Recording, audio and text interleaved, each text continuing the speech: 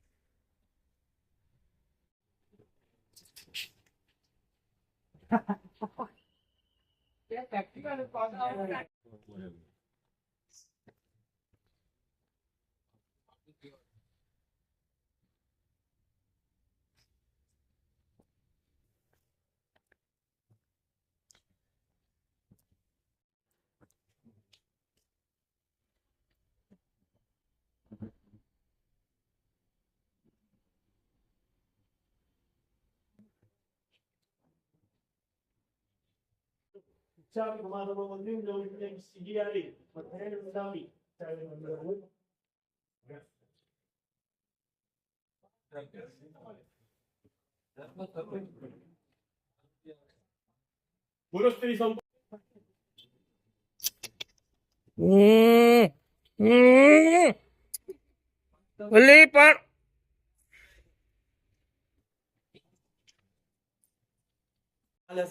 કે જ્યાં આગળ નાત જાતના ભેદ વિના દર ગુરુવારે 10 થી 15,000 લોકો આજે જઈ રહ્યા છે.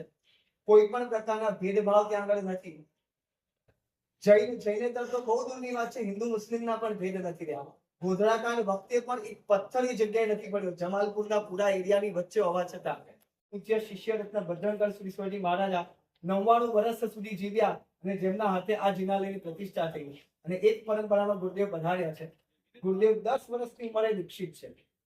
માત્ર ને માત્ર 10 વર્ષની ઉંમરે દીક્ષિત છે. સળંગ 20 વર્ષ સુધી ગુરુની સેવા કરી છે. પરમ પૂજ્ય સંઘ સ્થળી 1008 દીક્ષા દાનેશ્વરી એવા શ્રી બાપજી મહારાજના સમુદાયના ચારિત્ર શિરોમણી પરમ પૂજ્ય ઉત્સવ થવા જઈ રહ્યો છે. અમદાવાદ એ હેરિટેજ સિટી છે અને એની અંદર આ હેરિટેજ મહોત્સવ છે. 50 વર્ષ જે જિનાલયની પૂર્ણતાને થવાને આવ્યા છે અને 50 વર્ષની અંદર સંઘે કરેલા કાર્યોની રૂપરેખાને પણ આપણે પ્રદર્શિત કરવી છે.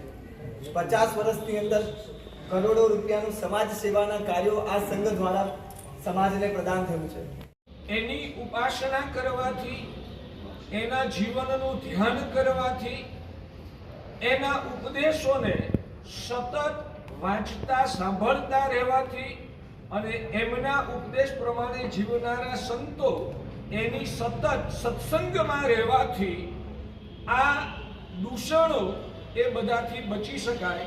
આ મુનિરાજ પંકજ જિનાલયની આ પરમાત્માની પ્રતિષ્ઠાથી 50 વર્ષ વખતે સંઘે એ ઇતિહાસને આપણે પ્રદર્શિત કરી અને ત્યાં એક તકતી નિર્માણ કરી. એટલે કે 50 વર્ષ સુધી આમાં કોઈ તકતી લાગી નથી, કોઈ લાભાર્થી પણ નહીં અને કોઈ ગુરુ ભગવત નહીં.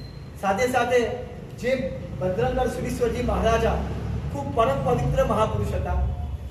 પ્રમુખ શ્રી અશોકભાઈ જયંતિલાલ શાહ અને પંકજ જૈનસિંહના કાર્યકર્તા નીરવ શાહ રાજનગરના આંગણે પંકજ જૈન સંઘના આંગણે સંભવનાથ દાદાના જિનાલયની 50મી સાલગીરાના અનુદાનમાં આ આખા એક મહોત્સવનું આયોજન કરવામાં આવ્યું છે. એનો આજે પ્રથમ દિવસ છે અને પરમ પૂજ્ય ગચ્છાધિપતિ આચાર્ય ભગવાન નરત્ન સુરીશ્વરજી મહારાજાએ અત્રે પગલાં કરેલા છે અને એમની નિશ્રામાં 8 દિવસનો સંપૂર્ણ મહોત્સવનું આયોજન કરવામાં આવેલું છે. સૌ પ્રથમ આજે રાત્રે આપણી ભારતીય સંસ્કૃતિ અનુસાર લોક ડાયરો છે. ત્યારબાદ કાલે રવિવારે સવારે 24 તીર્થંકર પરમાત્માનું એક સાથે સ્નાત્ર મહોત્સવ કરવામાં આવશે. એ દિવસે સાંજે રાહુલ કપૂર જૈન મોટિવેશન સ્પીકર હર કામ સંભવ હૈ. દરેક યુવાનોને અત્યારે ડિપ્રેશન જેવી વિચારધારાઓમાંથી બહાર કાઢવા માટે પોઝિટિવિટી આપવા માટે હર કામ સંભવ હૈ એનું એક મોટિવેશન સ્પીકરનું આયોજન કરવામાં આવ્યું છે. ત્યારબાદ રોજ સવારે અમારા ત્યાં ધાર્મિક અનુષ્ઠાનો ચાલશે અને રોજ સાંજ પડે એ સામાજિક કાર્યક્રમો, સ્ત્રી ઉત્થાનના કાર્યક્રમો, બાળકોને ડ્રામા, સંગીત એના દ્વારા પોતાને એક સ્પેસ મળે અને પોતાનામાં એક નવી હિંમત પ્રગટે એવા કાર્યક્રમોનું આયોજન કરવામાં આવ્યું છે. કોણ બનેગા સમ્યજ્ઞાની એના દ્વારા આખા ધાર્મિક અનુષ્ઠાનોમાં બાળકોને જોડવાનો એક પ્રયત્ન કરવામાં આવ્યો છે. ત્યારબાદ બાળકો અમારી પાઠશાળાના 100 જેવા બાળકો દ્વારા જ એક નાટકનો પ્રયોગ કરવામાં આવ્યો છે, જેના દ્વારા બાળકોને સ્ટેજ ફિયર હોય છે એ દૂર થાય એવો એક પ્રયત્ન કરવામાં આવેલો છે. ત્યારબાદ રોજ રાત્રે સંગીત મહાઆરતી બી થવાની છે અને પંકજ જૈન સંઘના આંગણે આખી સોસાયટીનું એ મહાપૂજાનું આયોજન કરવામાં આવવાનું છે. પંકજ જૈન સંઘના 50 વર્ષના ઇતિહાસની અંદર જે પણ સુકૃત કાર્યો થયા છે તે સર્વની યાદ આપતો એ આખી અમારી સોસાયટીની આ જે લાઈન છે એને કવર કરી અને એના જૂના બધા જે અનુષ્ઠાનો યાદ કરી અને આનાથી આખો સજાવવામાં આવ્યો છે. અમારી આખી સોસાયટીમાં ઘરે ઘરે લોકોએ પોતાના સ્વયં ઉત્સાહથી ઘર ફ્લેટ બંગલો એની રોશની કરી અને લોકોએ પોતાનો ઉત્સાહ રજૂ કરેલો છે.